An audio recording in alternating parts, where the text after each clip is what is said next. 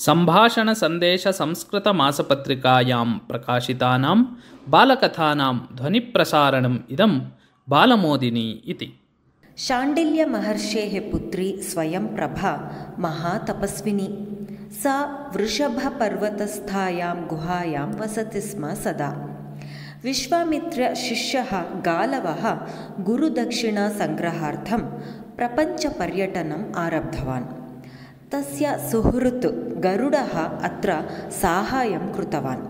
अतः गालवः गरुडस्य उपरि उपविश्य प्रपञ्चपर्यटनम् अकरोत्।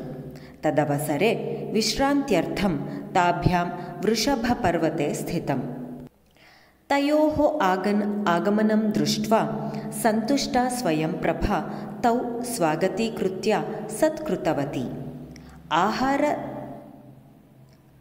आहारादिसेवनस्य अनन्तरं तौ विश्रान्त्यै गतौ।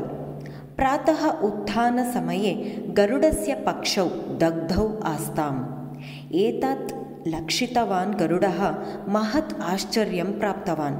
एतस्य कारणं किम् इति गालवः महर्षिं पृष्टवान् सः।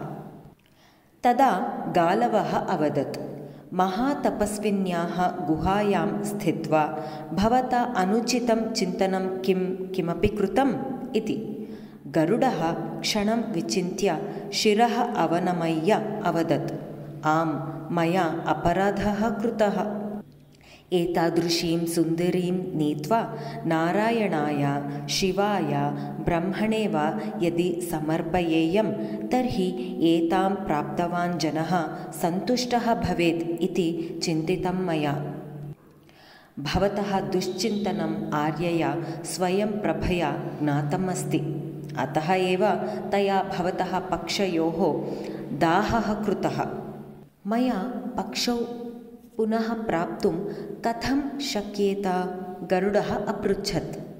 स्वयंप्रभा क्षमां याचनीया।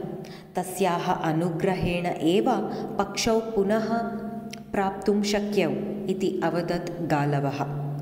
ततः गरुडः स्वयंप्रभां नमस्कृत्य स्वस्य मनसि यत् दुश्चिन्तनम् आगतं तदर्थं क्षमां संयाच्य पक्षयोः पुनः प्राप्तिं याचितवान्। इतः परम् एवं मा क्रियताम् इति बोधयित्वा स्वयंप्रभा योगशक्त्या गरुडस्य पक्षौ उज्जीवितवती। सुदृढौ पक्षौ पुनः प्राप्तवान् गरुडः स्वयंप्रभां कृतज्ञतापूर्वकं नमस्कृत्य गालवं स्वस्य उपरि उपवेश्य प्रयाणम् अनुवर्तितवान्।